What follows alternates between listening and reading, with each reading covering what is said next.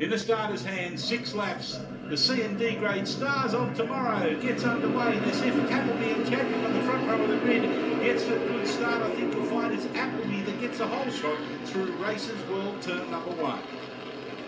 Yes, a big field through that first turn coming into bikebiz.com.au for the first time. Numerous different lines getting through there as the riders get settled into the race. Out of turn 2, bikebiz.com.au for the run around the right-hander, leading to the bikehaggle.com.au drop-off. Everybody settling themselves down. You're not going to win the race in the first couple of corners. But Nassif it is that's leading Appleby and Chadwick in that order. Yes, it's Kokoris actually has taken the lead now, number 404 there on Trick Science. He's written down there's a 12:29 Ducati in the program list, but I think he's on a Yamaha R1 there, but he's moved from the second row of the grid up to the front, but look at them all coming through up to Corbin Hill. Isn't it great to see such a large field in this event? It's excellent It has class. improved, I reckon, 6-fold from last year. Yes, and look at the riders coming down into turn 9, that tricky part of the circuit, getting ready to come out of the iPaint oils back straight, getting the power to the ground, and have you say it all the time, Lance, this part of the circuit, Well, it sets up the rest sets of up the rest of the circuit. That's right, how fast you make it down the track. But there's number 41, he's moved up as well. And the number 33 of Hamish McMurray in there, always a strong contender in this Formula Extreme series of racing. So down the main straight they come for the first of 6 times. It is the 404 of Kokoris that leads. Mears in second, Massive, Griffith, Breeze, McMurray, Carroll, Howley, Fruin, Nataris, Frost, Brumby, Chadwick, Smith, Appleby, Ernest, Redmond, Molina, LeBroy, all still coming through. Crook, McNaughton, Metry, Gibb, McCulkey, Wall, McKillop, and we're still waiting on McCartan and Badgery to round up the 28 rider field. So you get a huge field in this class. Wow. But look at the riders out the Kokoris. He hasn't got mixed up with any of the shenanigans in behind him, so he's actually got a bit of a lead now, over 1 second over Mears and Nassif. Oh, look at that ride through there. Sorry to interrupt you. The number 19. Who's that coming through very hard? Is that McMurray? Hamish McMurray? No, he's on 33, a little bit further back. Yes, I think that's Nassif there. No, that's number 7, Nassif. I can't quite see who number 19 is. There's John Gabriel Lane there. From Gabrielle? Yeah, but not actually on the timing monitor at the moment. Must have had a bit of a transponder issue, but he's definitely out there on number 19. Oh, when you get up the inside through there in turn number 9, taking up the running of 3rd placing at the moment. The difficulty that we have is looking at each and every one of the classes of races to see in the one class. which bike it is, all in the one class. Yeah, well, John Gabriel Lane is number 19 in the Superbikes and the Formula One, so I'm pretty sure that is him there on that blue level liveried R1, so he's having a good ride there. But look at the race at the front. Mears now right onto the back wheel of Kokoris' Yamaha. Both these riders have got a bit of a gap now over Griffith, Nassif and Breeze. Yeah, it's Tim Griffin on number 18. It looks a little bit like a 19, but it's actually 18. 18, okay, so that's Nassif now in 4th place.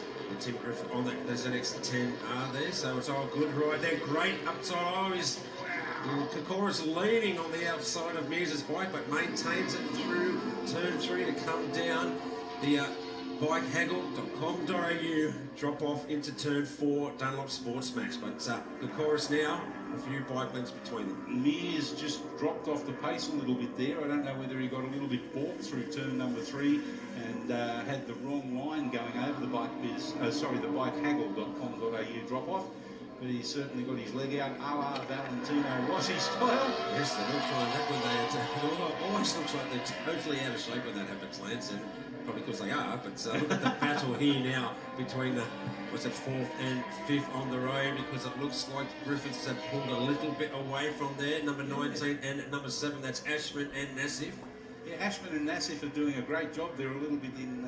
Whoa! That was Ashman there. Oh, he pulled a beauty then. Dusted off the side of the circuit. That back wheel was spinning with the front wheel in the air, but no, it's he's only he's a D grader, Ashman, so he'll would have learned quite a lot from that little excursion. I think only he and his dry cleaner will know how close he came to high-siding that bike, but he did a good job. get the power down to the ground, the front wheel up in the air.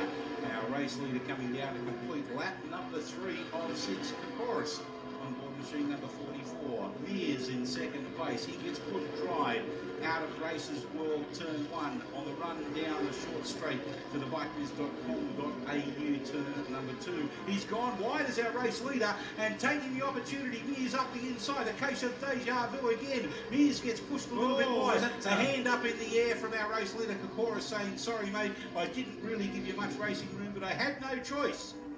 Well, was that a sorry? Was it? I think you'll find it was a sorry. It was just a hand up in the air as if to say, sorry mate, I really didn't mean to push you that wide, but I'm not going to back off. But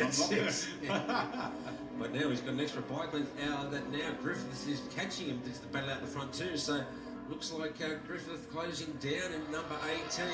But the battle between Yes, them. Ashman and Nassif. Oh. 5-6. Oh, you're good, mate. Round Corporate Hill, down into turn number 9 for the run on to the iPone Oils back straight. That battle there between Ashman and Griffith. It's very close between those two riders. It's Kokoris now with his 404R1 Yamaha. Number 22 Mears on his Yamaha. Been nothing separating him down the Swan Insurance main straight this time. Let's see if they... Griffith, in fact. Oh, sorry, Kokoris. Yep. Kokoris having a big look seeing where he was there, but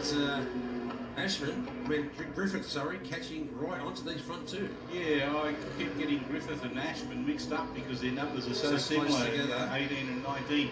But this is our trio of leaders at the moment. On the outside on the 22 is Mears. He's gone too wide. Hasn't been able to keep it on the black stuff, but he's still upright. Once he gets his sense of direction back again, I'm sure he'll be underway and occupy third placing.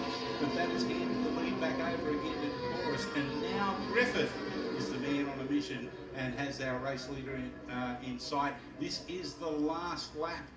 Sorry, it is lap 5 of 6, I beg your pardon.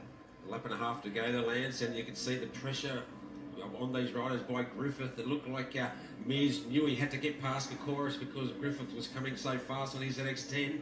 Now nothing separating these two riders as they come up through City Motorsport Park, Ride Days Corporate Hill. As that corner just disappears round the blind left-hand corner. Big braking manoeuvre here. Who can get the brakes on quicker? Kokoris through turn 9. Who's going to get the drive down the iPone Oils back straight? Well, I think you'll find Kokoris has got a little bit more drive out of that turn number 9. Mears, he just needs to back off, concentrate on his line through this final section of the circuit, the Matrice Dampers corner. The last lap board will be out too, Lance, when they cross the line. He just got balked himself there a little bit, Tim. Sorry to interject on you there. He was trying to get the drive out, and unfortunately it looked like Kokoris got a little bit balked by himself. He looks over to the left, but he finds that Mears is to the right. Yes, Κοίταξα από την άλλη Δήμο και νόμιζα ότι ήμουν μόνος μου. More experienced, the more experienced riders, they never see them look around. As you're going to tell Kokoris that head down, bum up, go for it. But look at Mears, Griffith, sorry, around the outside. Δεν τον περίμενα τη Μάρα. Well, he managed to do what unfortunately Mears was unable to do at that second. Ηθικό δίδαγμα, δεν κοιτάμε πάλι πίσω. Now you'll find Kokoris has got to do out of turn number 3, the run over the top of bikebiz.com.au drop and into Dunlop Sports Max turns 4 and 5. Yeah, Kokoris hasn't given up though, has he, Lance? Having a big look coming out there out of Dunlop Sports Max, then round turn 5 up into the Sydney Motorsport Park Ride Day section of the circuit. He's still right there.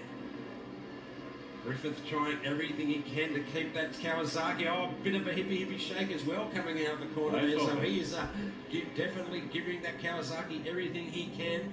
Coming down into the tight turn 9 again. This is going to be blocking past there too by a blocking line there. Sorry, by Griffith to Kokoris. But it's definitely coming down to the last wire. Very tight line there by Kokoris. Can he take advantage of that as they come into Matrice Dampers part of the track for the last drag race down to the Swan Insurance finish line? Adametry Stampers turns 11 and 12. For the run down the Swan Insurance Main Straight, it is Griffith that leads at the moment. Kokoris has done a great job to lead for most of the race, but I think you'll find that momentary lapse of problems. Kokoris is going to finish in second. Griffith takes it out. A fantastic final lap for Griffith on board machine number 18. Kokoris in second place. Who gets third? It's Nassif ahead of Ashman. Yeah, it looks like Mears at fastest lap of the race just before he went off the circuit there, Lance, at 36.6, sorry. Very quick for a D grader. Absolutely one of the stars of tomorrow, and that's what it is all about. Yes, very big field crossing lines. Steph Redmond's out there having a go as well. It's good to see her coming back and racing in the Swan Super Series this year. It certainly is. She's done a fantastic job throughout the last couple of years in being involved in coaching work. That's it, rider Superbike training. school Yep, and Superbike school and rider stuff. training down at Phillip Island. What a terrible place to have to live, Phillip Oh. Island. Goodness me. Oh, the weather, they don't like it, wait 10 minutes. Yeah, that's it. So let's recap our results. It looks like Tim Griffith has taken it out on his Kawasaki ZX-10R ahead of the Ducati 1299 of Con Kokoris. Mark Nassif rounding up the top three. Bobby Ashman in fourth place.